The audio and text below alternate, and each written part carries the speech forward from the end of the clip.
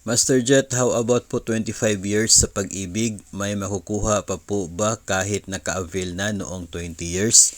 Ay meron po, no? Meron pa makukuha pero not now. 25 years ka, naka-avail ka noong nag 20 years. So it means meron kang 5 taon na contribution na nandoon pa sa pag-ibig, hindi pa po siya available for withdrawal. Ngayon na 25 years in service ka, hintayin po natin yung inyo pong separation from the agency through your retirement. No, kapag nag-retire po kayo, then you can process the claim doon po sa pag-ibig para po sa natirang mga taon na inyo pong contribution after ng inyo pong withdrawal no nag 20 years po kayo. So yun po yung basihan po, no.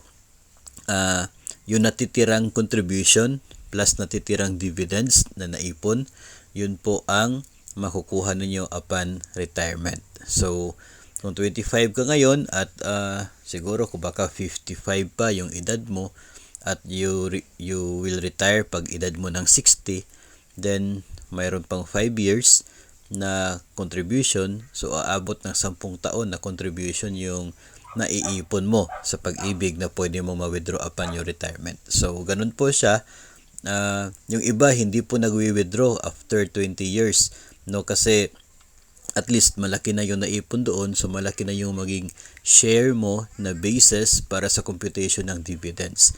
So expect na medyo mas mataas ang makukuha mong dividend kapag hindi ka nag-withdraw on your 20th year. Pero depende po yun sa option ni member, dahil provided naman po sa batas na pwede po mag-withdraw after 20 years at pagkatapos po nun after retirement.